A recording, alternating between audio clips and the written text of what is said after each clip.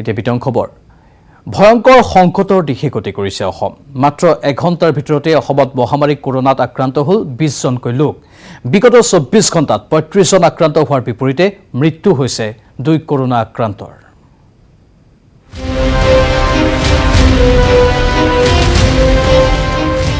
জটিল সন্ধিক্ষণত ৰাজ্যত এঘণ্টাত 20 জন কোভিড-19ত আক্ৰান্ত চিনাক্ত 24 ঘণ্টাত চিনাক্ত 35 জন কৰোনাত আক্ৰান্ত একেদিনাই গুৱাহাটী মেডিকেল কলেজ হাস্পতালত মৃত্যু 2 জনৰ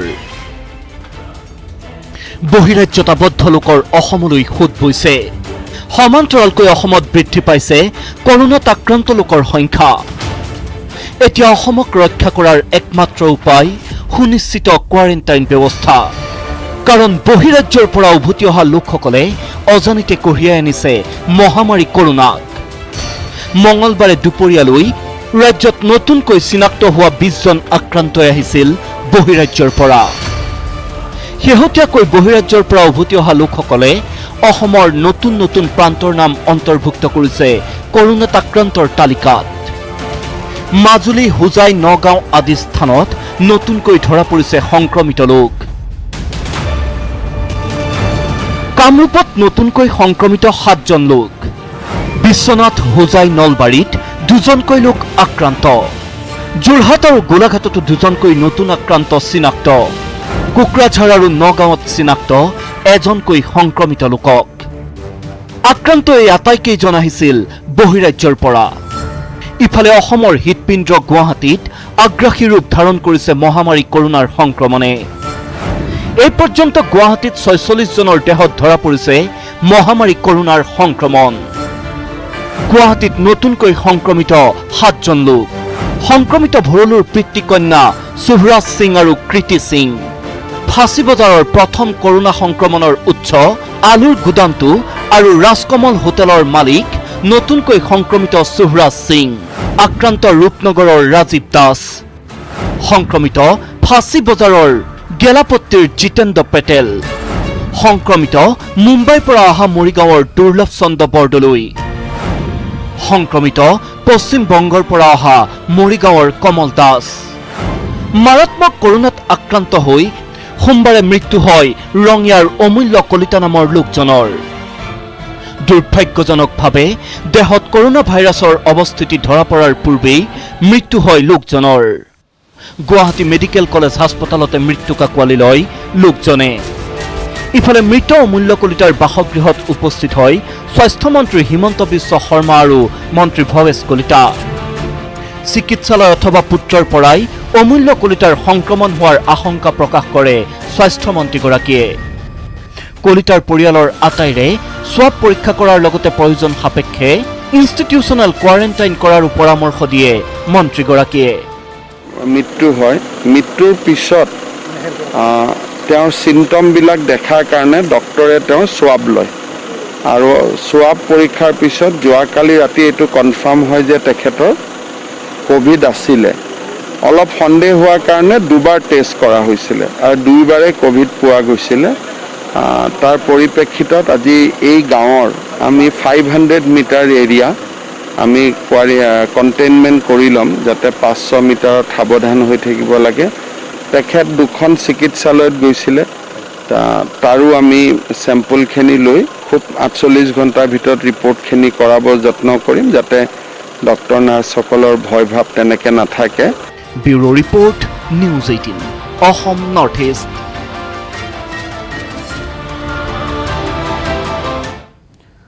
অৱশেষত আৰক্ষীৰ এনকাউণ্টাৰত নিহত ডিব্ৰুগড়ৰ হত্যাকাৰী পত্নী পুত্ৰ আৰু মোমায়েকক হত্যা কৰি আত্মগোপন কৰিছিল সঞ্জয় দাস নামৰ প্ৰাক্তন এছএছবি জোৱানজনে 16 ঘণ্টীয়া উৎকণ্ঠাৰ পিছত আৰক্ষীয়ে গুলীয়াই হত্যা কৰিলে হত্যাকাৰী সঞ্জয়ক পত্নী পুত্ৰ আৰু মোমায়েকক গুলীয়াই আত্মগোপন কৰা হত্যাকাৰীৰ এনকাউণ্টাৰ আৰক্ষীৰ গুলীত সঞ্জয় দাসৰ মৃত্যু ৰহস্য হৈ থাকিল আধা ঘণ্টাৰ ভিতৰত 3 আত্মীয়ক গুলীয়াই হত্যা কৰাৰ আৰৰ কাহিনী সোমবাৰে দুপৰীয়া 11:30 মিনিটত ঘাতক সঞ্জয় দাসে আৰম্ভ কৰিছিল হত্যালীলা। পত্নী আৰু পুত্ৰৰ লগতে মোমায়েককো গুলিয়াই হত্যা কৰাৰ পাছতে খোজকাঢ়ি পলায়ন কৰিছিল সঞ্জয়ে। দুপৰীয়া 12 বজাৰ পৰা হত্যাকাৰীৰ সন্ধানত আৰম্ভ হৈছিল অভিযান। 12 ঘণ্টাৰ পাছত বৰবৰুৱা আৰক্ষীয়ে গোপন সূত্ৰে লাভ কৰিলে ঘাতকৰ অৱস্থান। মীন বিভাগৰ এটা পৰিত্যক্ত কাৰ্যালয়। শুকান পুখুৰীৰ বাসগৃহৰ কাষতে থকা ঘৰটোত আৰক্ষী উপস্থিত হোৱাৰ মাত্ৰকে আত্মগোপন কৰি থকা ঠাইৰ পৰাই গুলী চলালে সঞ্জয় দাসে। এই খবৰ পোৱা মাত্ৰকে ঘটনাস্থলীত উপস্থিত হ'ল উচ্চ পৰ্যায়ৰ আৰক্ষী। নিশা 12 বজাৰ পৰা 3 বজালৈ আৰক্ষীয়ে আত্মসমৰ্পণ কৰিবলৈ বুজনি দিলে সঞ্জয় দাসক। কিন্তু তাৰ পাছতো ক্ষান্ত নহ'ল ঘাতক। পত্নী, পুত্ৰ আৰু মোমায়েকৰ দৰেই আন কেইবাজনকো গুলীয়াই হত্যা কৰাৰ ভাবুকি দি সঞ্জয়ে পুনৰ গুলী চলালে আৰক্ষীলৈ। প্ৰত্যুত্তৰ দিলে আৰক্ষীয়েও। আৰক্ষীৰ গুলীত আত্মগোপন কৰি থকা ঠাইতে ঢলি পৰিল সঞ্জয় দাস। এটা এবাণ্ডন ঘৰ য'ত মানে ছাছপেক্ট আছিলে তাত উঠি গৈছিলে, তেতিয়াই এই সঞ্জয় দাসে আমাৰ পাৰ্টিৰ ওপৰত ফায়াৰিং কৰা আৰম্ভ কৰিলে। তেতিয়া আমি কনফাৰ্ম হ'লোঁ যে আমাৰ এই যোনজন ছাছপেক্ট তেওঁ তাতে লুকাই আছে। আৰু আমি যথেষ্ট সময় প্ৰায় 12টা বজাৰ পৰা 3টামান বজালৈকে কালি ৰাতি আমি বহুত দেৰি নেগচিয়েট কৰিব চেষ্টা কৰিলোঁ, বহুত কথা পাতিলোঁ তেওঁৰ লগত যে আপুনি নামি আহক, আমি যি হ'ল ঘটনাটো আমি ইয়াতে মানে ইনভেষ্টিগেট কৰিম, আপুনি নিজৰ আৰ্মছটো পেলাই দিয়ক আৰু আমাৰ ওচৰত চাৰেণ্ডাৰ কৰক। 3-4 ঘণ্টা আমি নেগচিয়েট কৰিলোঁ, কিন্তু তেওঁ সেইখিনি কথা নেমানিলে আৰু ইনফেক্ট আমাৰ ওপৰতো 2-3 বাৰ ফায়াৰিং কৰিছে। তো সেইটো কাৰণে আমি নিজৰ ছেল্ফ ডিফেন্সৰ কাৰণে পুলিচৰ টীমটোৱে গৈ পেলাই তেওঁৰ ওপৰতো ফায়াৰিং কৰিব লগা হ'ল আৰু সেই ফায়াৰিঙতে তেওঁ ইনজিয়ৰ্ড হৈ পেলাই তাৰপিছত আমি বডিটো লৈ গৈ যেতিয়া মেডিকেললৈ লৈ গ'লোঁ, তেতিয়া ডক্টৰে ব্ৰড ডেথ ডিক্লেয়াৰ কৰিলে। সঞ্জয় দাসৰ পৰা ডিব্ৰুগড় আৰক্ষীয়ে উদ্ধাৰ কৰিলে পত্নী, পুত্ৰ আৰু মোমায়েকক হত্যাত ব্যৱহাৰ হোৱা পিষ্টলটো। .32 পিষ্টলৰ লগতে আৰক্ষীয়ে জব্দ কৰিলে মেগাজিন সহ কেইবাজায়ো সক্ৰিয় গুলী। মৰণাস্ত্ৰটো পাইছোঁ আৰু ইনফেক্ট তেওঁ আমাৰ ওপৰত 5-6টা গুলী মাৰিছিলে, তাৰ খালী কেছটোও পাইছোঁ আৰু তেওঁ এটা মেগাজিনো আছিলে, তাত আৰু এমিউনিশ্যন লোড হৈ আছিলে। আৰক্ষীৰ প্ৰাথমিক অনুসন্ধানত পোহৰলৈ আহিছে সঞ্জয় দাসৰ সুৰা আৰু জুৱাৰ প্ৰতি থকা আসক্তিৰ কথা। এইখিনি কথা গম পাইছোঁ যে তেওঁ অলপমান এলকহলিক আছিলে, প্লাছ মানে গেমলিঙত বহুত ইনভলভ আছিলে। তো সেইটো অলপ পাৰ্চনেল ফাইনেন্সিয়েল কিবা এটা ৰিজন হ'ব পাৰে, কিন্তু আমি একজেক্টলি কথাটো ইনভেষ্টিগেশ্যন কৰি ওলাই তাৰপিছতহে ক'ব পাৰিম। আৰক্ষীয়ে প্ৰকাশ কৰিছে আন এক চাঞ্চল্যকৰ তথ্য। ঘাতক সঞ্জয়ৰ চিকাৰ হোৱা মোমায়েক ঘনকান্ত হাজৰিকাৰ ঘৰতে আছিল জুৱাৰ ঘাটি। গুৰিত এইটোৱে আছে যে মানে জুৱাৰ পৰা গৈ পেলাই এনেকুৱা এটা ইমান ডাঙৰ এটা ঘটনা হ'ব পালে। সঁচাকৈয়ে জুৱাৰ বাবে সংঘটিত হ'ল নেকি এই ভয়ংকৰ ঘটনা?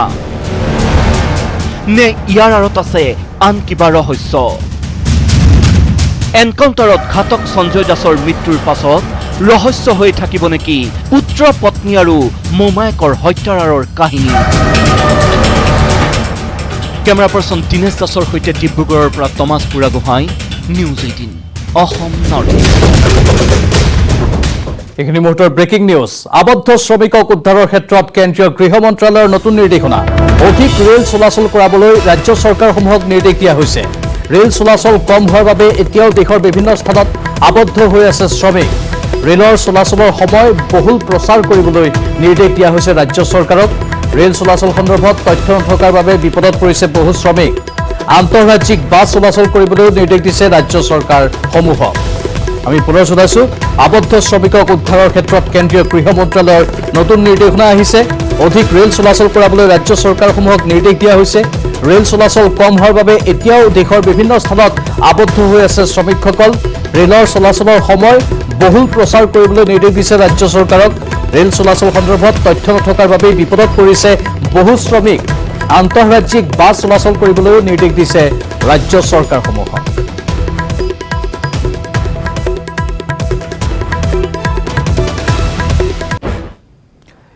চেন্নাইৰ অসম ভৱনত আবদ্ধ শ্ৰমিকৰ আৰ্তনাদ স্বগৃহলৈ অহাৰ কোনো সুবিধা নথকাত মাটিয়ে বিলাই পৰি দিন ৰাতি পাৰ কৰিছে 1300 লোকে চৰম অনিশ্চয়তাৰ দিন কটাবলগীয়া হৈছে গৰ্ভৱতী মহিলাকে ধৰি কণমানি শিশু এই পৰ্যন্ত অসম চৰকাৰৰ পৰা লাভ কৰা নাই কোনো ধৰণৰ সহাৰি চেন্নাইত আবদ্ধ অসমৰ 1300 লোক শুবলৈ নাই বিছনা থাকিবলৈ নাই ব্যৱস্থা মাটিয়ে বালিয়ে পৰি দিন পাৰ কৰিছে এইসকলে গৰ্ভৱতী মহিলা কোলাত কণমানি কেঁচুৱালৈ আবদ্ধ মহিলা সামাজিক ব্যৱধানক ধূলিসাৎ কৰি এটা সপ্তাহে চেন্নাইৰ এখন অভিযান্ত্ৰিক মহাবিদ্যালয়ত অমানিশা কটাইছে অসমৰ 1300 লোকে পৰ্যাপ্ত স্থানৰ অভাৱত মুকলি পথাৰত প্ৰখৰ ৰ'দত থাকিব লগা হৈছে গৰ্ভৱতী মহিলা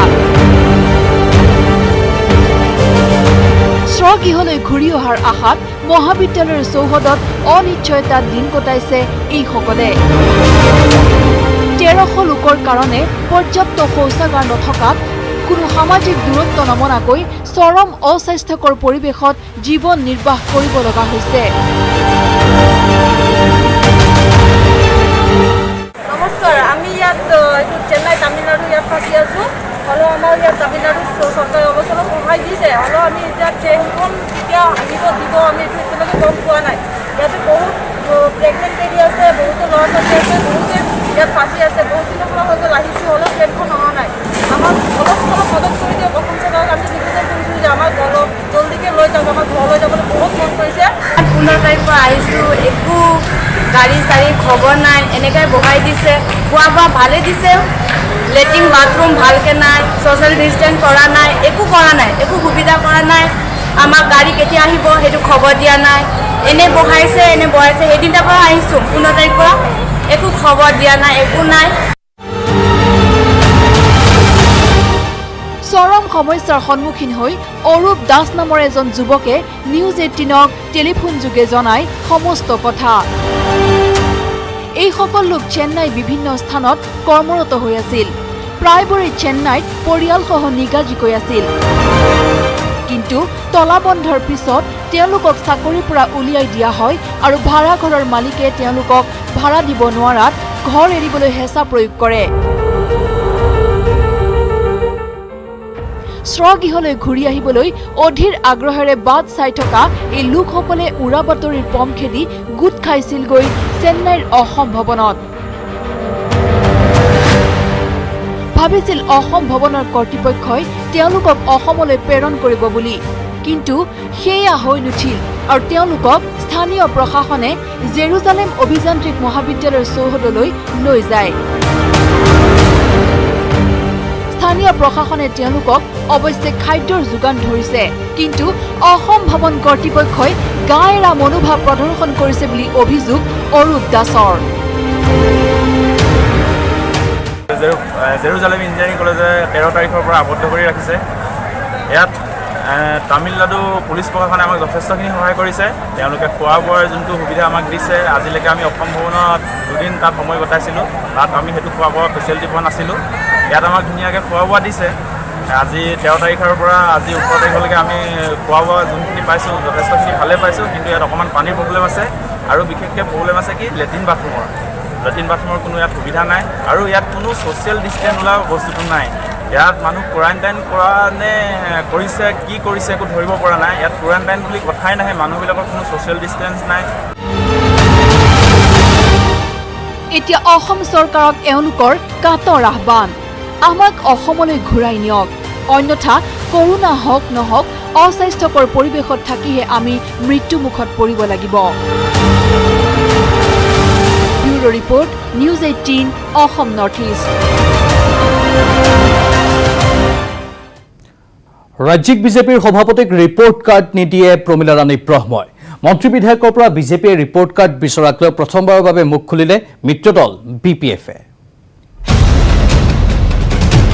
টিকট পাবলৈ বিধায়কে দিব লাগিব ৰিপৰ্ট কাৰ্ড মিত্ৰজোঁটৰ বিধায়কক বিজেপিৰ ৰাজ্যিক সভাপতিৰ সকিয়নি ভাৰতীয় জনতা পাৰ্টিৰ বিধায়ক সেইখিনিৰো তেওঁলোকৰ পাৰফৰ্মেঞ্চ কেনেকুৱা পাৰফৰ্মেঞ্চ আছে সেই পাৰফৰ্মেঞ্চৰো এটা ৰিপৰ্ট দিয়াৰ কথা কৈছিলে আৰু লগতে যিসমূহ আমাৰ মিত্ৰ দলৰ হাতত আছে সেইসমূহ বিষয়েও তেখেতে কৈছিলে সেইসমূহৰ বিষয়েও আপোনালোকে অধ্যয়ন কৰা আৰম্ভ কৰি দিয়ক। এনেদৰে মৃত্যুজোঁটৰ বিধায়কসকলক লক্ষ্য কৰি সোমবাৰে মন্তব্য কৰিছিল বিজেপিৰ ৰাজ্যিক সভাপতি ৰঞ্জিত দাসে। নিজৰ দলৰ বিধায়কৰ লগতে মৃত্যুজোঁটৰ দল অসম গণ পৰিষদ আৰু BPFৰ বিধায়কৰ পৰা ৰঞ্জিত দাসে বিচাৰিছিল ৰিপৰ্ট কাৰ্ড। কিন্তু বিজেপিৰ ৰাজ্যিক সভাপতি ৰঞ্জিত দাসৰ কথাত সন্মত নহয় মিত্ৰ দল BPFে নিদিয়ে ৰঞ্জিত দাসক ৰিপৰ্ট কাৰ্ড। এই কথা স্পষ্ট কৰি দিলে BPFৰ জ্যেষ্ঠ নেত্ৰী তথা মন্ত্ৰী প্ৰমীলা ৰাণী ব্ৰহ্মই। বিজেপিৰ বিধায়কসকলে যেনিবা তেওঁলোকৰ লিডাৰক দিব আৰু আমাৰ দলৰ বিধায়কসকলে নিজৰ হেডক দিব। AGPৰ হেডে বিচাৰিব আৰু আমাৰ দলৰ BPFৰ হেডে বিচাৰিব। বিজেপিক দিয়াটো কোনো প্ৰশ্ন নুঠে। বিধায়ক হিচাপে ৰিপৰ্ট কাৰ্ড বিচাৰিলে নিজ দলৰ মুৰব্বীক দিব ৰিপৰ্ট। মন্ত্ৰী প্ৰমীলাৰ দাবী বিজেপিৰ সভাপতিক কিয় দিব ৰিপৰ্ট কাৰ্ড। ইপিনে মন্ত্ৰী হিচাপে ৰিপৰ্ট কাৰ্ড দিবলগীয়া হলে মুখ্যমন্ত্ৰীকহে ৰিপৰ্ট কাৰ্ড দিব বুলি স্পষ্ট কৰি দিয়ে প্ৰমীলা ৰাণী ব্ৰহ্মই। ৰঞ্জিত দাসক আমি দিয়াৰ কোনো প্ৰয়োজন নাই। আমিতো মাননীয় মুখ্যমন্ত্ৰী ডাঙৰীয়াকে আমি দিম যদি ৰিপৰ্ট দিব লাগে। আমাৰ চৰকাৰৰ হেড হিচাপে তেওঁকে আমি দিব লাগিব। মই মন্ত্ৰী হিচাপে মুখ্যমন্ত্ৰী ডাঙৰীয়াক দিম। এয়া হ'ল মন্ত্ৰী প্ৰমীলা ৰাণী ব্ৰহ্মৰ স্পষ্ট কথা। BPFে এনেদৰে নিজৰ স্থিতি স্পষ্ট কৰাৰ সময়ত কিন্তু অন্যতম আঞ্চলিক দল অসম গণ পৰিষদে স্পষ্ট কৰা নাই দলীয় স্থিতি। বিজু কুমাৰ ডেকাৰ report, news 18 Assam north east. এবাৰ শৰাইঘাটৰ পুৰণি দলঙত অঘটন। দলঙত উদ্ধাৰ এখন গৰাকীবিহীন বুলেটৰ আৰোহীজনে ব্ৰহ্মপুত্ৰত জাপ দিয়াৰ সন্দেহ কৰিছে আৰক্ষীয়ে। আমিনগাঁও দিশৰ পৰা জালুকবাৰী অভিমুখী আছিল লোকজন। জালুকবাৰী আৰক্ষীয়ে থানালৈ আনে বাহনখন। বুলেটখনত হেল্থ কেম্প বুলি লিখা থকালৈ চাই লোকজন স্বাস্থ্য বিভাগৰ লোক বুলি সন্দেহ কৰা হৈছে। পুনৰ জনাইছো, শৰাইঘাটৰ পুৰণি দলঙত অঘটন সংঘটিত হ'ল। দলঙত উদ্ধাৰ হৈছে এখন গৰাকীবিহীন বুলেটৰ আৰোহীজনে ব্ৰহ্মপুত্ৰত জাপ দিয়াৰ সন্দেহ কৰিছে আৰক্ষীয়ে। আমিনগাঁও দিশৰ পৰা জালুকবাৰী অভিমুখী আছিল লোকজন। জালুকবাৰী আৰক্ষীয়ে থানালৈ আনিছে বাহনখন। বুলেটখনত হেল্থ কেম্প বুলি লিখা আছে আৰু সেয়েহে সন্দেহ কৰা হৈছে যে এইগৰাকী ব্যক্তি স্বাস্থ্য বিভাগৰ লোক।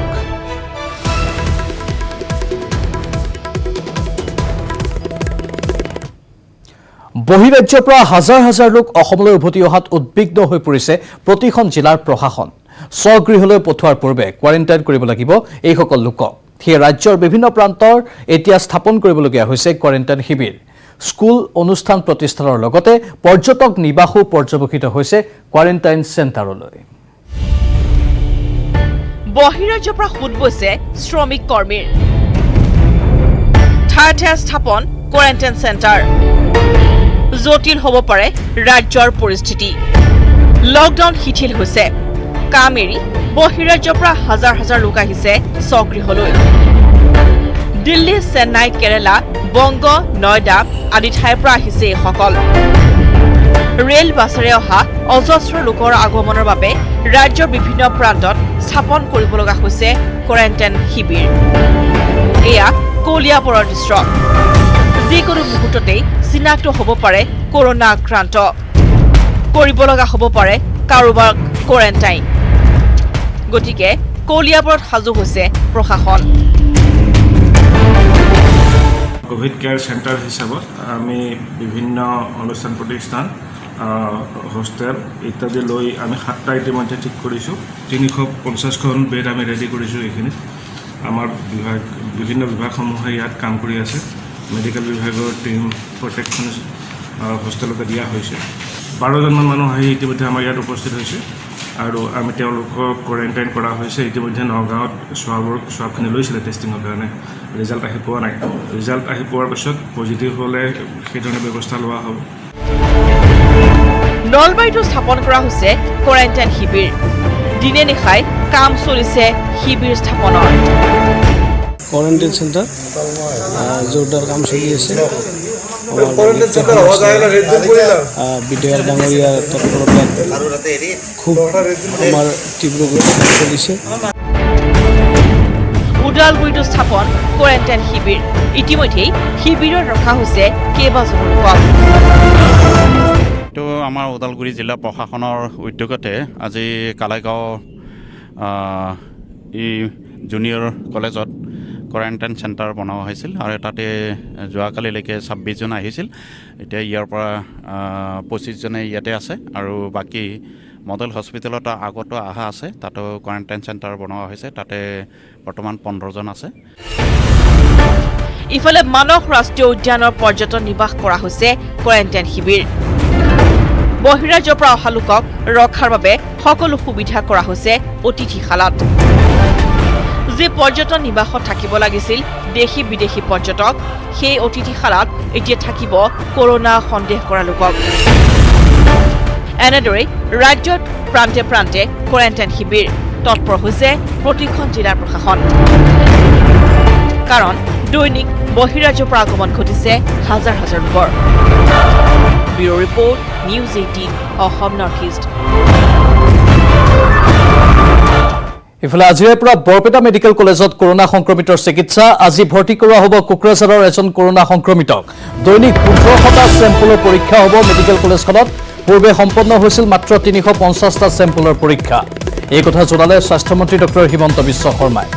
বৰপেটা মেডিকেল কলেজ হস্পিটেলত এমাহৰ ভিতৰত ICU বিচনাৰ সংখ্যা 50খনলৈ বৃদ্ধিৰ ঘোষণা মন্ত্ৰীগৰাকীৰ। বৰপেটা মেডিকেল কলেজ হস্পিটেলত আজিৰ ভিতৰতেই 10টা ভেণ্টিলেটৰ আহি পাব। চিকিৎসালয়খনত উপস্থিত হৈ মন্ত্ৰীগৰাকীয়ে মেডিকেল কলেজৰ অধ্যক্ষ ডাক্তৰ ধ্ৰুৱজ্যোতি বৰা, জিলা উপায়ুক্ত মুনীন্দ্ৰ শৰ্মা, আৰক্ষী অধীক্ষক ডাক্তৰ ৰবীন কুমাৰ, হস্পিটেলখনৰ অধীক্ষক ডাক্তৰ ববিজিৎ গোস্বামী, হস্পিটেলখনৰ কোভিড-19 নোডেল বিষয়া ডাক্তৰ সুৰেশ শৰ্মাকে ধৰি কেইবাজনো বিষয়াৰ সৈতে আলোচনাত মিলিত হয়। বৰপেটাত সম্প্ৰতি 2000 লোকক কোৱাৰেণ্টাইন কৰাৰ ব্যৱস্থা সাজু কৰা হৈছে। অসমত সামাজিক পৰ্যায়ত এতিয়াও সংক্ৰমণ হোৱা নাই।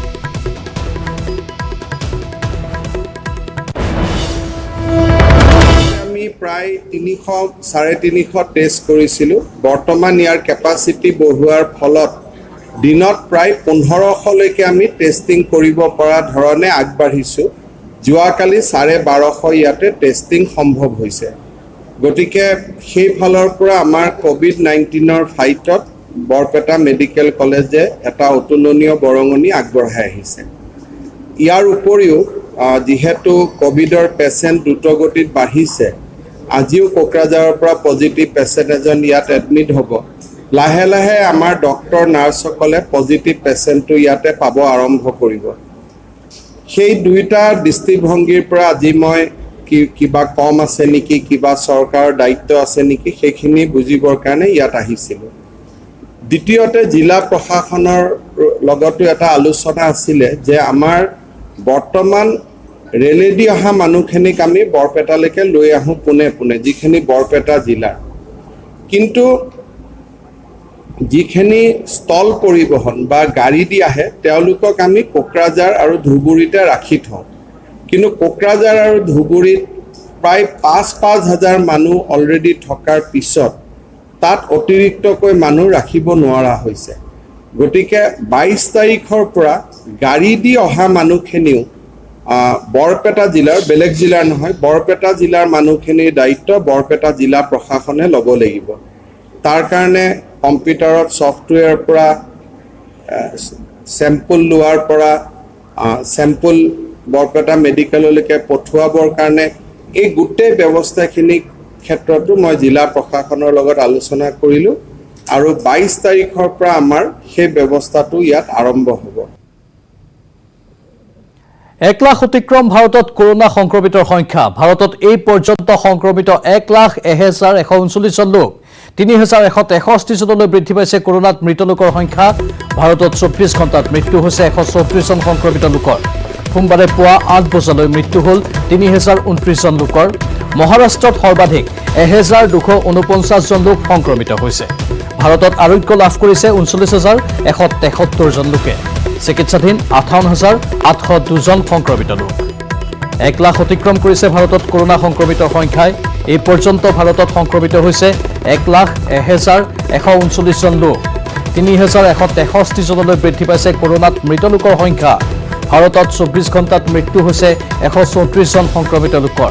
সোমবাৰে পুৱা 8 বজালৈ মৃত্যু হৈছে 3,029 জন লোকৰ। মহাৰাষ্ট্ৰত সৰ্বাধিক 1249 জন লোক সংক্ৰমিত হৈছে আৰু ভাৰতত আৰোগ্য লাভ কৰিছে এতিয়ালৈকে 39,173 জন লোকে চিকিৎসাধীন 58,802 জন সংক্ৰমিত লোক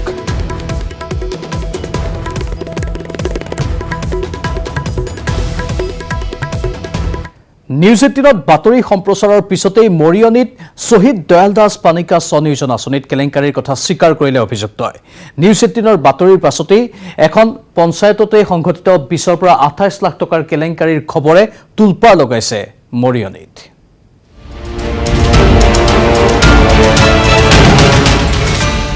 নিউজ 18ৰ বাতৰিৰ প্ৰভাৱ মৰিয়নীত শ্বহীদ দয়াল দাস পানিকা স্বনিয়োজন আঁচনিত কেলেংকাৰীৰ কথা স্বীকাৰ কৰিলে এগৰাকী অভিযুক্তই পাবতো নালাগিছিলে পাব নালাগে সোমবাৰে নিউজ 18ত সম্প্ৰচাৰ হৈছিল একাংশ চাহ জনগোষ্ঠীৰ জনপ্ৰতিনিধিয়ে শিক্ষিত নিবনুৱাৰ নামত অনুমোদিত আঁচনিৰ ধন লুটিপুটি খোৱাৰ কথা অভিযোগ উঠিছিল তিতাবৰ মহকুমা চাহ আৰু প্ৰাক্তন চাহ জনজাতি কল্যাণ পৰিষদৰ অধ্যক্ষ দুলেন নায়কৰ বিৰুদ্ধে লগতে অঙহী বঙহীৰ মাজতে আঁচনিৰ ধন বিলাই দিয়াৰ অভিযোগ উঠিছিল মৰিয়নীৰ 18 নম্বৰ কঁঠালগুৰি গাঁও পঞ্চায়তৰ সভাপতি নৱকান্ত পুৰাণৰ বিৰুদ্ধে দুলেন নায়কে মূৰ পুলুকা মৰাৰ বিপৰীতে বাতৰি সম্প্ৰচাৰ হোৱাৰ এদিন পাছতেই অভিযোগ স্বীকাৰ কৰিলে নৱকান্ত পুৰাণে অংগনবাদী সহায়িকা পদত কৰ্মৰত পত্নী সুলভ মূল্যৰ দোকানৰ গৰাকী তথা ভাতৃ গণেশ পুৰাণ আৰু ভাই বোৱাৰীয়েকেও শিক্ষিত নিবনুৱাৰ নামত 25,000কৈ টকা পোৱাৰ কথা স্বীকাৰ কৰিলে নৱকান্ত পুৰাণে কিন্তু আমি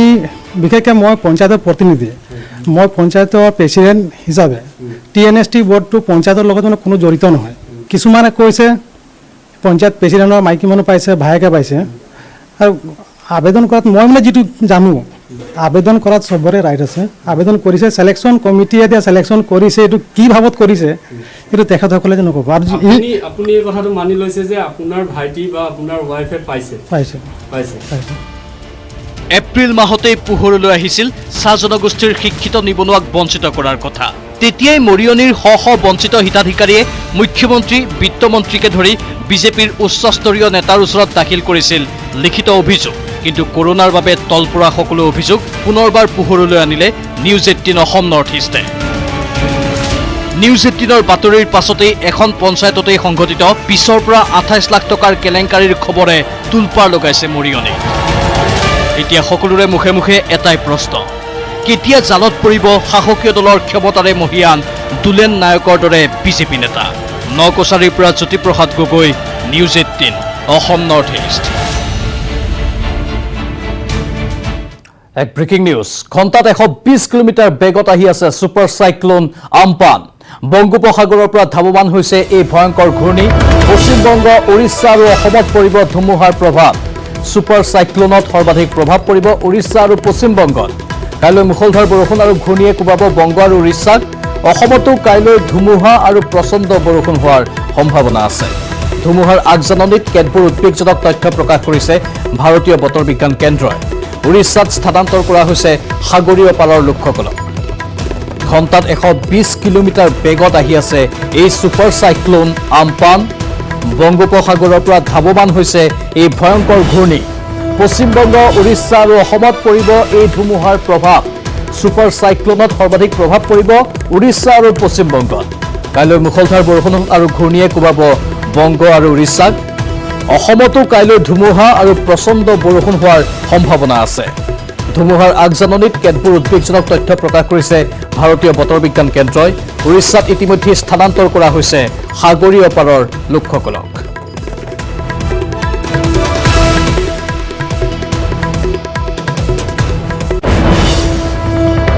কাৰ্বি আংলঙৰ ৰবৰ খেতিয়কসকলৰ বাবে এটা ভাল খবৰ ৰবৰ বিক্ৰীৰ ক্ষেত্ৰত কাৰ্বি আংলং স্বায়ত্ত পৰিষদে গ্ৰহণ কৰিছে এক গুৰুত্বপূৰ্ণ সিদ্ধান্ত লকডাউনৰ সময়ছোৱাত জিলাখনত উৎপাদিত ৰবৰসমূহ ক্ৰয় কৰিব কাৰ্বি আংলং স্বায়ত্ত পৰিষদে কাৰ্বি আংলঙৰ ৰবৰ খেতিয়কসকলৰ বাবে সুখবৰ ৰবৰ বিক্ৰীৰ ক্ষেত্ৰত কাৰ্বি আংলং স্বায়ত্ত পৰিষদে গ্ৰহণ কৰিছে এক গুৰুত্বপূৰ্ণ সিদ্ধান্ত লকডাউনৰ সময়ছোৱাত জিলাখনত উৎপাদিত ৰবৰসমূহ ক্ৰয় কৰিব কাৰ্বি আংলং স্বায়ত্ত পৰিষদে লকডাউন বাহাল থকা পৰ্যন্ত প্ৰতি কিলোত 130 টকা দৰত ক্ৰয় কৰিব ৰবৰসমূহ লকডাউনৰ পূৰ্বে প্ৰতি কিলোত 140ৰ পৰা 50 টকা দৰত ৰবৰ বিক্ৰী কৰিছিল ৰবৰ খেতিয়কসকলে। কিন্তু লকডাউনৰ সময়ছোৱাত বিক্ৰী কৰিবলগীয়া হৈছে মাত্ৰ 80 টকা দৰত। ৰবৰ খেতিয়কসকলে সন্মুখীন হোৱা এনে সমস্যাৰ প্ৰতি লক্ষ্য ৰাখিয়েই কাৰ্বি সাহিত্য পৰিষদৰ এই সিদ্ধান্ত কৰা হৈছে যে আমি গোটেইখিনি ৰাবাৰটো চিটটো আমি কাৰ্বি আংলং অট'নমাছ কাউন্সিল পুঁজিৰ পৰা কিনা হ'ব বুলি আমি সিদ্ধান্ত লৈছোঁ। কিমানকৈ কিনিব ছাৰ 130 কৰি আমি কাউন্সিলৰ পৰা বিক্ৰী কৰা হ'ব। কাউন্সিলৰ পৰা বিক্ৰী কৰা হ'ব। সোমবাৰে ডিফুত ট্ৰেক্টৰ বিতৰণ কৰি এই কথা প্ৰকাশ কৰিলে পৰিষদৰ CEM তুলিৰাম ৰংহাঙে।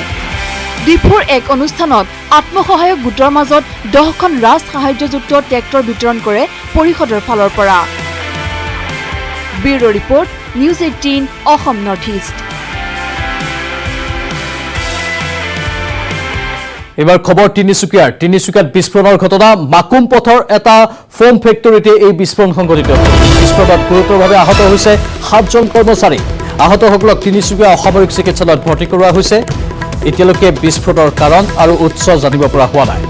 তিনিচুকীয়াত এই বিস্ফোৰণৰ ঘটনা সংঘটিত হয়। মাকুম পথৰ এটা ফোম ফেক্টৰীতে বিস্ফোৰণ সংঘটিত হয়। বিস্ফোৰণত গুৰুতৰভাৱে আহত হয় 7জন কৰ্মচাৰী। আহতসকলক তিনিচুকীয়া অসামৰিক চিকিৎসালয়ত ভৰ্তি কৰোৱা হৈছে। কিন্তু এতিয়ালৈকে বিস্ফোৰণৰ কাৰণ আৰু উৎস জানিব পৰা হোৱা নাই।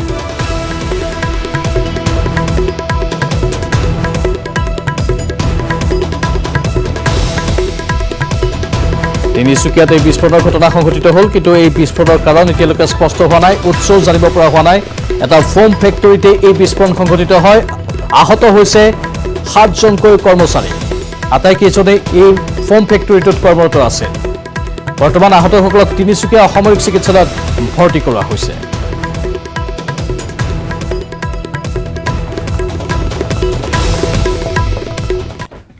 পুনৰ স্বাগতম।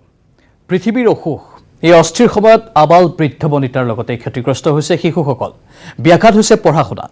এই অচলাৱস্থা দূৰ কৰিবলৈ আগবাঢ়ি আহিছে বহুজন।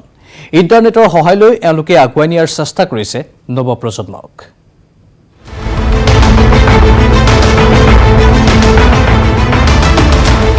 কেতিয়া খুলিব স্কুল কলেজ?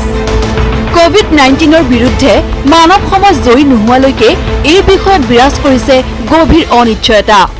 কিন্তু বহি থকা নাই শিক্ষা বিভাগ। অনলাইন পদ্ধতিৰে ছাত্ৰ ছাত্ৰীক শিক্ষিত কৰি তুলিবলৈ বিভাগে হাতত লৈছে নিত্য নতুন প্ৰচেষ্টা। ইণ্টাৰনেটে সমগ্ৰ বিশ্বক এখন গাঁৱত পৰিণত কৰা সময়ত অনলাইন পদ্ধতিৰে পাঠ্যক্ৰম আগবঢ়াই নিয়াৰ চেষ্টা কৰিছে একাংশ ব্যক্তিগত খণ্ডৰ বিদ্যালয়েও। এই ক্ষেত্ৰত আদৰ্শ দেখুৱাইছে গহপুৰৰ মৰ্ণিং ষ্টাৰ হাইস্কুলে। কনকলতা আৰু মুকুন্দ কাকতিৰ তেজে ধোৱা বৰঙাবাৰীৰ এই বিদ্যালয়খনৰ কৰ্তৃপক্ষই প্ৰস্তুত কৰিছে এটা এপ। প্লে ষ্টৰৰ পৰা এপটো ডাউনলোড কৰি মৰ্ণিং ষ্টাৰ হাইস্কুলৰ প্ৰতিগৰাকী ছাত্ৰ ছাত্ৰীয়ে নিয়মিতভাৱে আগবঢ়াই নিব পাৰিব পাঠ্যক্ৰম। যি অনলাইন পাঠ্যক্ৰম, সেই পাঠ্যক্ৰমত আমাৰ নিজৰ এটা এপ আমি তৈয়াৰ কৰিলোঁ মৰ্ণিং ষ্টাৰ হাইস্কুলৰ, য'ত মৰ্ণিং ষ্টাৰ হাইস্কুলৰ ছাত্ৰ ছাত্ৰীসকলে এই এপটোৰ জৰিয়তে স্কুল বন্ধ থাকিলেও তেওঁলোকে নিৰ্দিষ্ট ৰুটিন ৱাইজত তেওঁলোকৰ যিখিনি পাঠ্যক্ৰম নিয়মীয়াভাৱে তেওঁলোকে পাব পাৰিব। ঘৰত থাকিয়েই শিক্ষকসকলে আৰু ছাত্ৰ ছাত্ৰীসকলে এই পাঠ্যক্ৰম তেওঁলোকে লাভ কৰিব পাৰিব। সেইকাৰণে আমি এই এপটো মৰ্ণিং ষ্টাৰৰ এপটো আমি তৈয়াৰ কৰি পেলাই আজি মুকলি কৰিলোঁ। গুৱাহাটী মহানগৰীৰ বহু অভিজাত বিদ্যালয়ে অনলাইন ব্যৱস্থা আকোৱালি ল'বলৈ গৈ হাবাথুৰি খোৱাৰ বিপৰীতে মৰ্ণিং ষ্টাৰ হাইস্কুল কৰ্তৃপক্ষৰ এই প্ৰচেষ্টাৰ শলাগ লৈছে উত্তৰ অসমৰ ৰাইজে। গহপুৰৰ পৰা Palash Phukan, news 18 Assam north east. হুজাইত হাহাকাৰ, দুগৰাকী কৰোনা আক্ৰান্তৰ তথ্য পোহৰলৈ অহাৰ পাছতে হাহাকাৰ লাগিছে স্বাস্থ্য বিভাগত। হুজাইত দুগৰাকী কৰোনা আক্ৰান্ত ৰোগীক লৈ হাহাকাৰ। ক'ত ওলাল 2 সংক্ৰমিত, গমেই নাপালে হুজাইৰ স্বাস্থ্য বিভাগে। আচ্ছা স্যাৰ, ঘটনাটা কি হয়েছে স্যাৰ? ঘটনাটোতো আমালে খবৰ আহিলে প্ৰথমতে যে হেৰি আহি গৈছে, চেম্পল কালেকশ্যন কৰিছে ইয়াৰ পৰা, সৰু হুজাইৰ পৰা, সেইটোও হয়। তাৰপিছত সৰু হুজাইৰ পৰা ইহঁতকো আমাক ইনফৰমেশ্যন দিয়াকে ইহঁতক হোম কোৱাৰেণ্টাইনত পঠাই দিছে সৰু বাচ্চা এটা থকাৰ কাৰণে। ঘৰত পঠাই দিছে? ঘৰত পঠাই দিছে, ঘৰত আহি আছে। জিলা উপায়ুক্তক স্বাস্থ্যমন্ত্ৰীয়ে জনোৱাতহে খবৰ পালে স্বাস্থ্য বিভাগে। ৰাতিপুৱা খবৰ আহিলে আমাৰ বেলেগ এটা, এতিয়া খবৰ আহিলে আকৌ বেলেগ এটা। ডিচি ছাৰলে ফোন কৰি হেল্থ মিনিষ্টাৰে জনাওঁতেহে আমি ডিটেইলছ খবৰ পাইছোঁ। এয়া আছিল হোজাইৰ এগৰাকী স্বাস্থ্য বিষয়াৰে আমাৰ সাংবাদিকৰ টেলিফোনিক বাৰ্তালাপ। ইয়াৰ পাছতে পোহৰলৈ আহিল উদ্বেগজনক তথ্য। আক্ৰান্ত হোজাইৰ ছৈফুদ্দিন আৰু তেওঁৰ দুমহীয়া সন্তান। মুম্বাইৰ পৰা আহিছিল পৰিয়ালটো। গুৱাহাটীৰ সৰুসজাইত স্বাব সংগ্ৰহৰ পিছত হাতত ষ্টাম্প মাৰিয়েই ঘৰলৈ পঠিয়াইছিল পৰিয়ালটো। তেতিয়াৰে পৰা হোম কোৱাৰেণ্টাইনত আছিল পৰিয়ালটো। কৰোনা পৰীক্ষাত পিতা পুত্ৰ পজিটিভ ওলালেও ছৈফুদ্দিনৰ পত্নীৰ ৰিপৰ্ট নিগেটিভ। মুম্বাইৰ পৰা আহিছিলে দুদিনমান আগতে, তাত বোলে কিবা স্বাব নে কিবা টেষ্ট কৰাইছে, কৰি তেওঁলোকক ঘৰত আছে হোম কোৱাৰেণ্টাইনত দিছে। এতিয়া বোলে পজিটিভ আহিছে বুলি কৈছে। তেওঁলোকক কোনোবাই হেল্থ ডিপাৰ্টমেণ্টলৈ ফোন কৰি কৈছে, দুদিন আগতে ঘৰলৈ আহিছে। ইফালে লোকজন চিনাক্ত হোৱাৰ পিছতে হোজাইৰ স্বাস্থ্য বিভাগ আৰু প্ৰশাসনৰ লোক উপস্থিত হৈ মুৰাঝাৰ মৌদংগাৰ লোকজনৰ ঘৰত। সম্প্ৰতি সমগ্ৰ গাঁওখন চিল কৰিছে হোজাই জিলা প্ৰশাসনে। ইতিমধ্যে 108ৰ যোগেদি ছৈফুদ্দিন আৰু তেওঁৰ দুমহীয়া পুত্ৰক প্ৰেৰণ কৰা হৈছে গুৱাহাটী মেডিকেল কলেজ হাস্পতাললৈ। তাৰপিছত মোৰ সৰু ভাইটিকো মানে হেল্থ মিনিষ্টাৰৰ পৰা ডাইৰেক্ট ফোন আহিছে, বোলে তাৰ পজিটিভ ওলাইছে। এতিয়া পজিটিভ ওলাওঁতে সি আমাক ফোন কৰিলে, পিছত আমি ঘৰলৈ আহিলোঁ। অহাৰ পিছত যে তাৰপিছত গাভৰু আহিছে, আশাকৰ্মীবিলাকো আহিছে, সিহঁতক ক'লে যে এনেকুৱা পজিটিভ আপোনালোকৰ। এতিয়া চাওঁ, এতিয়া মেডিকেল টিম আহিলে ক'ব পাৰিম পজিটিভ কি। তাৰ লগত তাৰ ৱাইফো আহিছে, ৱাইফৰ হ'ব লাগিছিল। সিহঁতৰ দুজন কেনেকৈ হ'ল? আৰু সিহঁতৰ টোটেলি ছেপ্টেনিং আছে, ছ'চিয়েল ডিষ্টেঞ্চিং বনাই আছে। আমি ক'ৰ পৰা আহিছোঁ? মুম্বাইৰ পৰা আহিছে। কিন্তু পৰিয়ালটো মুম্বাইৰ পৰা আহি হোজাই ঘৰ পোৱাৰ কোনো খবৰ নাছিল নেকি জিলা স্বাস্থ্য বিভাগৰ হাতত? কিয় প্ৰথম অৱস্থাত কোন লোক আক্ৰান্ত বিচাৰি হাবাথুৰি খাবলগীয়া হ'ল হোজাইৰ স্বাস্থ্য বিভাগে? এই ঘটনাই বৃদ্ধি কৰিছে উদ্বেগ, কাৰণ একেদিনাই বহিৰাজ্যৰ পৰা অহা 20 জনৰ শৰীৰত ধৰা পৰিছে কৰোনা ভাইৰাছ। তেনে ক্ষেত্ৰত জিলাসমূহত বহিৰাজ্যৰ লোকক কোৱাৰেণ্টাইন ব্যৱস্থা কঠোৰ নহ'লে ভয়ংকৰ পৰিস্থিতি হ'ব সমগ্ৰ ৰাজ্যত। ডবকাৰ পৰা আব্দুল হাকিমৰ সহযোগত হোজাইৰ পৰা Pranab Sharma, news 18 Assam north east. দেশত অব্যাহত আছে ধাৰাবাহিক লকডাউন। এই লকডাউনৰ সময়ছোৱাত যথেষ্ট লোকচানৰ সন্মুখীন হৈছে ব্যৱসায়ী খেতিয়কসকল। দুধনৈতো কল খেতিৰে স্বাৱলম্বিতাৰ সপোন দেখা 4গৰাকী মহিলাই এতিয়া বজাৰৰ অভাৱত মূৰে কপালে হাত দিছে। মাৰাত্মক কৰোনাৰ পৰা হাত সাৰিবৰ বাবে লকডাউনৰ বাহিৰে অন্য উপায় যদিওবা আমাৰ হাতত নাই, তথাপিও এই লকডাউনৰ বাবে ব্যাপক লোকচানৰ সন্মুখীন হৈছে বহু খেতিয়ক। দুধনৈৰ মাছজাখিলিত পাকঘৰ এৰি খেতি কৰ্মৰে স্বাৱলম্বী হোৱাৰ আশাৰে 4গৰাকী মহিলা ওলাই আহি 18 বিঘা মাটিত 3500 কলপুলি ৰোপণ কৰি আৰম্ভ কৰিছিল কল খেতি। লহপহকৈ বাঢ়ি অহা কলসমূহ লকডাউনৰ সময়তে বিক্ৰীৰ বাবে উপযোগী হৈ উঠাত কলৰ বজাৰ বিচাৰি হাবাথুৰি খাব লগা হৈছে মহিলা কেইগৰাকীয়ে। কথা হ'ল এতিয়া লকডাউনৰ কাৰণে আমি বিক্ৰী কৰিব নোৱাৰিলোঁ, মানে বিক্ৰী কৰিলোঁ যদিও কম দামত বিক্ৰী কৰিব লগা হ'ল। এতিয়া অতি কম দামতে এই কলসমূহ বিক্ৰী কৰিব লগা হৈছে, যাৰ ফলত 1.5 লাখৰ পৰা 2 লাখ টকাৰ লোকচানৰ সন্মুখীন হৈছে মহিলা খেতিয়কসকল। 1.5 পৰা 2 লাখ লোকচান হ'ব। চৰকাৰক অনুৰোধ জনাব যে আমাৰ যিখিনি বিকিব লগা আছে, যদি চৰকাৰে এখন উচিত মাৰ্কেট দিয়ে, নাইবা কিবা সহায় সাহায্য কৰে, আমাৰ মহিলাখিনিৰ আৰু সুবিধা হয়। এতিয়া সকলোৰে মূৰে কপালে হাত দিব লগা অৱস্থা। বিভিন্নজনৰ পৰা টকা ধাৰত লৈ অতি আশাৰে এই খেতি কৰিছিল। যি সময়ত কৃষি বিভাগ বা চৰকাৰে গ্ৰাম্য অৰ্থনীতি টনকিয়ালৰ কথা কৈ আছে, সেই সময়ত এনেধৰণৰ খেতিয়কসকলক এখন বজাৰ প্ৰদান কৰাত এক প্ৰকাৰ ব্যৰ্থ হৈছে কৃষি বিভাগ। দুধনৈৰ পৰা অৰূপ নাথৰ report, news 18 Assam north east. দুমহীয়া লকডাউনে দুখজনকভাৱে পৰিস্ফুট কৰি তুলিছে আন এখন ভাৰতৰ ছবি। কৰ্মহীন হৈ নিজ ঘৰলৈ শ শ মাইল খোজকাঢ়ি যোৱা শ্ৰমিকে ভ্ৰুকুটি কৰিলে ভাৰতৰ তথাকথিত উন্নয়নক। লাখ লাখ প্ৰব্ৰজিত শ্ৰমিকৰ হৃদয় ভগা কাহিনীয়ে স্তব্ধ কৰি তুলিছে যিকোনো হৃদয়বান লোকক।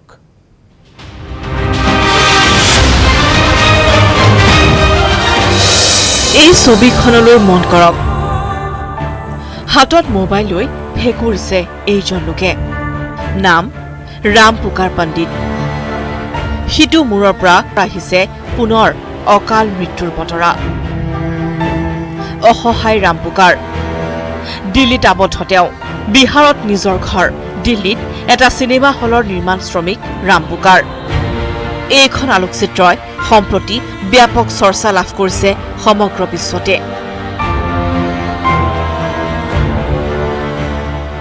হয় এক ভয়াৱহ সময়ৰ দৃশ্যপট লকডাউনত বিধ্বস্ত জীৱন পৰিয়ালটোক পোহপাল দিবলৈ দেশৰ বিভিন্ন প্ৰান্তত কাম কৰিছে লাখ লাখ প্ৰব্ৰজিত শ্ৰমিকে আৰু দুমহীয়া লকডাউনত বিপৰ্যস্ত জীৱন তেওঁলোকৰ হাতত পইচা নাই গাড়ী নাই কাম নাই আপোন ঘৰখনলৈ খোজ লৈছে তেওঁলোকে শ শ হাজাৰ হাজাৰ কিলোমিটাৰ খোজ কাঢ়িছে কি এক ভয়ংকৰ দৃশ্য এয়া কি অসহনীয় এই ছবি শুকান মুখ দুচকুত আতংক এক নিৰ্দিষ্ট যাত্ৰা অনিশ্চিত ভৱিষ্যত জীৱনৰ শেষ আশাকণ লৈ বাট বুলিছে স্বগৃহলৈ কোনোৱে খোজকাঢ়ি কোনোৱে চাইকেল লৈ কোনো কেমেৰামেনৰ কেমেৰাত আবদ্ধ হৈছে দুৰ্দশাগ্ৰস্ত শ্ৰমিকৰ হৃদয় ভঙা স্থিৰ ছবি একো একোখন ভয়ংকৰ একো একোখন অসহনীয় ছবি ডিজিটেল ইণ্ডিয়াৰ কথা কোৱা হয় বহু বিলিয়ন ডলাৰ অৰ্থনীতিৰ কথা কোৱা হয় কিন্তু দুমহীয়া লকডাউনে স্পষ্ট কৰিলে ভাৰতত কোটি কোটি মানুহৰ জীৱন যন্ত্ৰণা এই সকল লোকক চুব পৰা নাই কোনো চৰকাৰী আঁচনিয়ে চুব পৰা নাই হাজাৰ কোটিৰ পেকেজে হাই উন্নয়ন হাই ৰাজনীতি হাই দুখীয়াৰ জীৱন bureau report news 18 Assam north east বহিৰাজ্যত আবদ্ধ হৈ থকা শ্ৰমিকক লৈ ইতিমধ্যে বিশেষ ৰেলেৰে অসমলৈ যাত্ৰা অব্যাহত আছে বিভিন্নজনৰ আজি পুনৰ এখন বিশেষ ৰেল আহি পালে কৰিমগঞ্জৰ বদৰপুৰ ৰেল জংচনত তেলেংগানাৰ পৰা বৰাক উপত্যকা হৈ মণিপুৰৰ জিৰিবামলৈ যোৱা ৰেলখনত বহুগৰাকী যাত্ৰী নিজ ঘৰলৈ উভতি আহিছিল শিলচৰ কৰিমগঞ্জ আৰু হাইলাকান্দি জিলাৰো মুঠ 57 গৰাকী যাত্ৰী নামে বদৰপুৰ ষ্টেচনত ইয়াৰ মাজত কৰিমগঞ্জৰ 9 গৰাকী শিলচৰৰ 24 গৰাকী আৰু 24 গৰাকী হাইলাকান্দিৰ আছিল বদৰপুৰ ষ্টেচনত কটকটীয়া নিৰাপত্তাৰ মাজত তেওঁলোকক স্ক্ৰিনিং কৰি নিজ নিজ জিলালৈ প্ৰেৰণ কৰা হয় কৰিমগঞ্জ জিলাৰ 9 গৰাকীক বদৰপুৰৰ এটা কোৱাৰেণ্টাইন চেণ্টাৰত ৰখাৰ ব্যৱস্থা কৰা হৈছে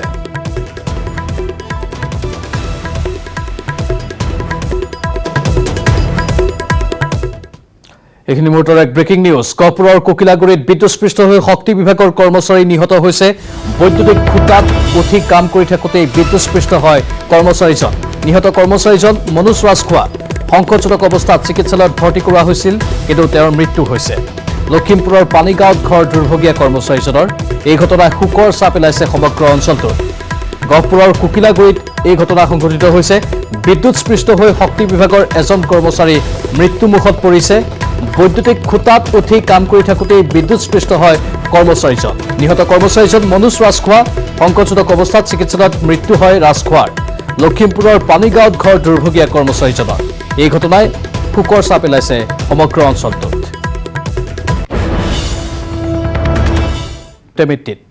কৰোনা আক্ৰান্তৰ মাজতে ৰাজ্যৰ ভিন্ন প্ৰান্তৰ অব্যাহত আছে হাতী মানুহৰ সংঘাত খাদ্যৰ সন্ধানত জনাঞ্চললৈ ওলাই অহা হাতীৰ জাকে বিনষ্ট কৰিছে খেতিৰ লগতে ঘৰ দুৱাৰ নুমলীগড় আৰু চামগুৰিত বনৰীয়া হাতীয়ে ত্ৰাহি মধুসূদন সোধাইছে অঞ্চলবাসীক ৰাজ্যৰ ভিন্ন প্ৰান্তত বন্যহস্তীৰ উপদ্ৰৱ নুমলীগড়ত হাতী মানুহৰ সংঘাত কৰোনা আতংকৰ মাজতে ৰাজ্যৰ ভিন্ন প্ৰান্তত অব্যাহত আছে হাতী মানুহৰ সংঘাত এয়া নুমলীগড়ৰ দৃশ্য এফালে বন্যহস্তীৰ এটা জাক আনফালে একাংশ গয়া খাদ্যৰ সন্ধানত কাৰ্বি পাহাৰৰ পৰা নামি অহা পোৱালিসহ এটা বৃহৎ হাতীৰ জাকে নুমলীগড় চাহ বাগিচাৰ 5 নং লাইনত সন্ত্ৰাসৰ সৃষ্টি কৰে দিনৰ ভাগত চাহ বাগিচাত অৱস্থান কৰা হাতীৰ জাকটোৱে নিশা হলে প্ৰৱেশ কৰে বাগানৰ লাইনসমূহত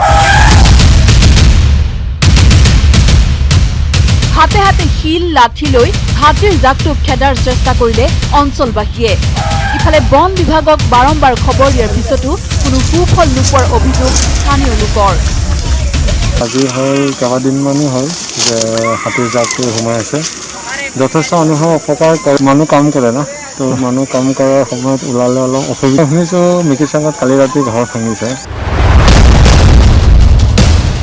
সামগুৰিতো অব্যাহত আছে হাতী মানুহৰ সংঘাত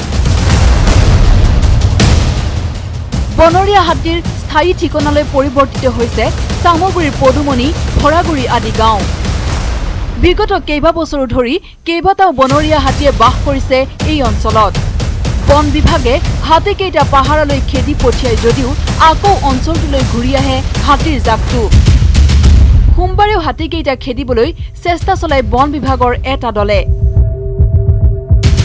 উল্লেখ্য যে কেইদিনমান পূৰ্বে হাতী খেদিবলৈ গৈ হাতীৰ প্ৰহাৰত প্ৰাণ হেৰুৱাইছিল এজন বনকৰ্মীয়ে কিন্তু বনৰীয়া হাতীৰ সন্মুখত যেন নিৰুপায় হৈ পৰিছে বন বিভাগ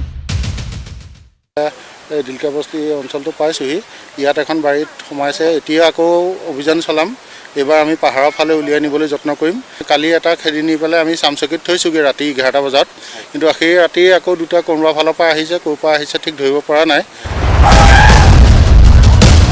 নুমলীগড়ৰ পৰা প্ৰণৱ জ্যোতি শইকীয়া আৰু সামগুৰিৰ পৰা Krishna Saikia news 18 Assam north east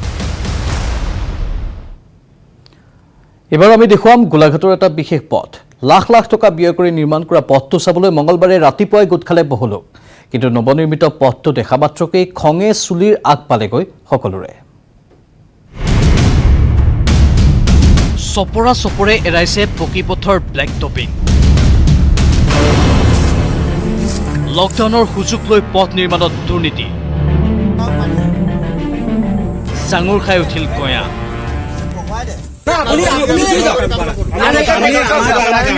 কামটো আপোনালোকে কৰিছে ভাল ধৰণে কৰিব লাগিব আৰু আমি সেইটো কাৰণে আপোনালোকক সহায় কৰি আহিছিলো আমি আজি আপোনালোকে আমাৰ চকুত ধূলি মাৰিছে নাই সেইটো কাৰণে এইবছৰ কাম বাদ দিয়ক লকডাউন যেতিয়া খুলিব তাৰপিছত কাম কৰিব বছ এই দৃশ্য খুমটাই সমষ্টিৰ বালিদিৱা অঞ্চলৰ পকী পথ নিৰ্মাণত সংঘটিত অনিয়মৰ বিৰুদ্ধে ওলাই আহিছে স্থানীয় ৰাইজ নিৰ্মাণ কৰাৰ পিছতেই চপৰা চপৰে এৰাই গৈছে পকী পথৰ ব্লেক টপিং লকডাউনৰ সুবিধা লৈ ঠিকাদাৰ মহৰীয়ে অতি নিম্নমানৰ কাম কৰাৰ অভিযোগ অঞ্চলটোৰ ৰাইজৰ চাইন্সি ডাঠ কৰিব লাগে কিন্তু চাইন্সি ডাঠ কৰা নাই 1 ইঞ্চি আধা ইঞ্চিও ডাঠ কৰা নাই ধূলি এৰুৱাব লাগে সেই ধূলিটো এৰুৱা নাইকিয়া যদি ভালকে কয় তেতিয়া কৰিব পাৰিম নহলে এনেকে কৰিলে আমি হেৰি কৰিব নিদিওঁ ঠিকাদাৰ গুচি যাব এবছৰ কাম কৰাৰ পিছত গুচি যাব এই ৰাস্তাত ভুগিব কোনে আমি ভুগিম এই ৰাস্তাটো অনিৰ্দিষ্ট কাললৈ ৰাইজে পথ নিৰ্মাণৰ কাম বন্ধ কৰাৰ লগতে দুৰ্নীতিগ্ৰস্ত ঠিকাদাৰৰ ওপৰত ব্যৱস্থা ল'বলৈ খুমটাইৰ বিধায়ক মৃণাল শইকীয়াক আহ্বান জনাইছে উল্লেখযোগ্য যে নিম্নমানৰ কাম কৰি কোটি টকা লুণ্ঠনৰ বাট মুকলি কৰিছে একাংশ বিষয়া আৰু ঠিকাদাৰে গোলাঘাটৰ পৰা ইউনুছ আলীৰ report news 18 Assam north east 2016 চনৰ ঠিক আজিৰ দিনটোতেই অসমৰ বহু আকাংক্ষিত প্ৰথমটো পূৰ্ণ পৰ্যায়ৰ এভাৰেষ্ট অভিযানে ৰাজ্যখনলৈ গৌৰৱ কঢ়িয়াই আনিছিল অসম তথা উত্তৰ পূৰ্বাঞ্চলৰ বাটকটীয়া দুঃসাহসিক ক্ৰীড়া অনুষ্ঠান অসম পৰ্বতাৰোহণ সন্থাই আয়োজন কৰা অভিযানটো মানস বৰুৱাৰ নেতৃত্বত যোৱা দলটোৰ 3জন সদস্য হেনৰি ডেভিড টেৰন খৰচিং টেৰাং আৰু নন্দ দুলাল দাসে 19 মেৰ দিনা পুৱা 8 বজাত এভাৰেষ্টৰ শীৰ্ষত উপস্থিত হৈছিল আৰু জাতীয় পতাকা লগতে অসম এভাৰেষ্ট অভিযানৰ পতাকা আৰু অসম পৰ্বতাৰোহণ সন্থাৰ পতাকাৰ লগতে অসমীয়াৰ স্বাভিমান ফুলাম গামোচাখন পৃথিৱীৰ মুধচত দাঙি ধৰি ইতিহাস ৰচিছিল দলৰ অন্য দুজন সদস্য আছিল উপদলীয় নেতা উপেন চক্ৰৱৰ্তী আৰু দলৰ চিকিৎসক ডাক্তৰ জগদীশ বসুমতাৰী এই অভিযানৰ বাবে অসম চৰকাৰে আৰ্থিক অনুদান আগবঢ়াইছিল আজি অসমৰ সফল এভাৰেষ্ট অভিযানৰ চতুৰ্থ বৰ্ষপূৰ্তি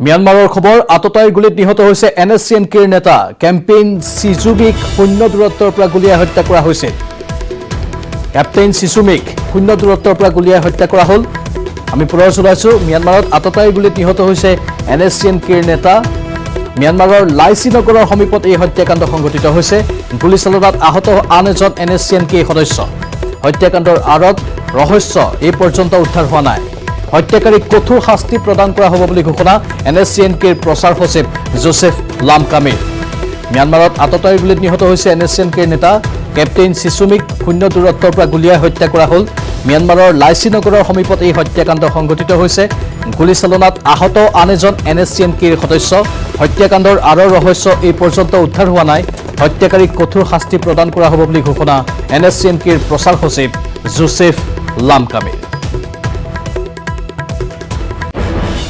এক মৰ্মান্তিক ঘটনাই জোকাৰি গৈছে সমগ্ৰ সৰভোগ মাতৃকন্যাৰ একেলগে আত্মহত্যাৰ ঘটনাক লৈ চাঞ্চল্যৰ সৃষ্টি হৈছে সৰভোগ থানাৰ অন্তৰ্গত দক্ষিণ গণকগাৰী গাঁৱৰ উজাপাৰাত এগৰাকী মহিলাই তেওঁৰ 8 বছৰীয়া কন্যাসহ আত্মহত্যা কৰে দক্ষিণ গণকগাৰীৰ সঞ্জীৱ ঠাকুৰীয়াৰ পত্নী নমিতা ঠাকুৰীয়া বৈশ্য আৰু কন্যা ছায়ামণি ঠাকুৰীয়াৰ আত্মহত্যাৰ কাৰণ এতিয়ালৈকে জানিব পৰা হোৱা নাই জানিব পৰা মতে বজাৰ কৰি ঘৰলৈ ঘূৰি আহি সঞ্জীৱ ঠাকুৰীয়াই পত্নী আৰু কন্যাক ডিঙিত চিপজুৰি লৈ ওলমি থকা অৱস্থাত প্ৰত্যক্ষ কৰে পাছত আৰক্ষীক খবৰ দিয়াত আৰক্ষীয়ে মৃতদেহ দুটা উদ্ধাৰ কৰি মৰণোত্তৰ পৰীক্ষাৰ বাবে প্ৰেৰণ কৰিছে সম্প্ৰতি ঘটনাৰ তদন্ত অব্যাহত আছে ঠাকুৰীয়া মানে মৃত্যু হৈছে মানে চিপজুৰি ল'ব লগা হৈছে মানুহজনে ৰাতি মদ খাই আহি অত্যাচাৰ কৰি ৰাতি 9টা 3টা বজালৈকে মানে আহিলি যেতিয়া ভাতৰ হেৰি খাব বিচাৰে দিলে ভাত দিলে ভাতৰ কুকাৰটো মানে ভৰিত দলিয়াই দিছে আৰু ইয়াৰ মাজতে তাৰমানে তাৰ যিটো মানে গলব্লাডাৰ পাথৰ হৈছিল আৰু তেতিয়া তাৰমানে তাৰ এনেকুৱা হৈছে